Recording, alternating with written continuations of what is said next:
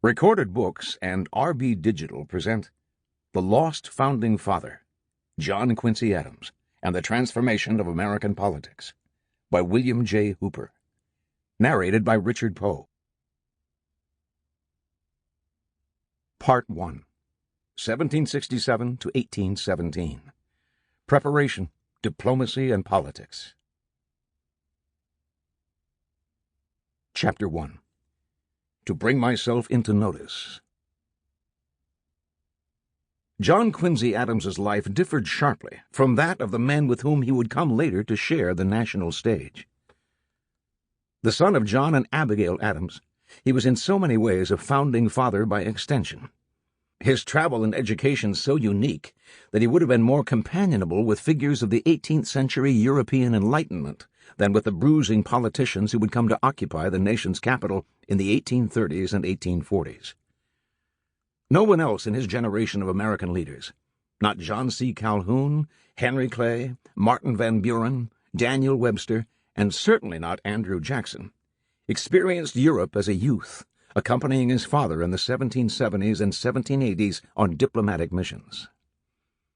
While he traveled in countries like France, Spain, England, Holland, and Russia, even translating French at the court of Catherine the Great, most of the men who would become his political contemporaries gained their own formative life experiences on the frontiers of rural America, often joining the country's relentless advance westward. John Quincy's education at Harvard, where he studied subjects like Greek, Latin, and moral and natural philosophy, would come to distinguish him as well, separating him from most of these individuals who had limited formal schooling.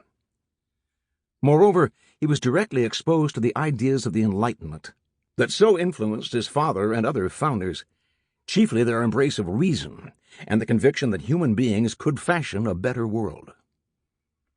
Furthermore, as the son of the second president, John Quincy from an early age came into contact with this entire generation, whom we now call the Founding Fathers, men like Benjamin Franklin and Thomas Jefferson. While still in his 20s, John Quincy impressed the most notable founder of them all, President George Washington, who named the young man to an important foreign post. No other future political leader of his generation could present such a formidable resume. John Quincy Adams was born on July 11, 1767, in Braintree, Massachusetts, a few miles southeast of Boston. The Adams homestead was in that part of Braintree which would later become the town of Quincy. He was the second child and first son of John and Abigail Smith Adams.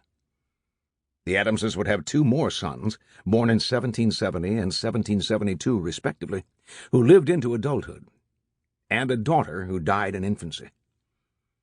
The ancestry of both John and Abigail dated back to the beginning of the Massachusetts colony in the 1630s.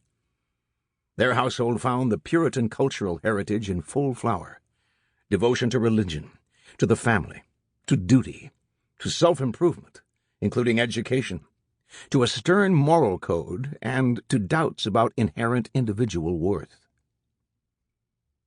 John, the son of a farmer, aged 29, married Abigail, daughter of a minister, aged 20, in 1764. An ambitious young attorney at the time of his marriage, John strove to improve his status economically and socially. With his business increasing in the early 1770s, he moved to Boston. Almost immediately, John became caught up in the growing conflict between Great Britain and its North American colonies, stretching along the Atlantic seacoast from Massachusetts south to Georgia on the border of Spanish Florida.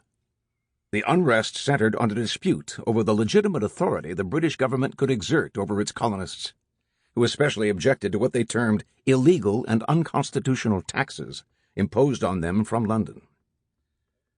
By the time John began residence in Boston, talk of possible armed conflict between mother country and colonies began to spread.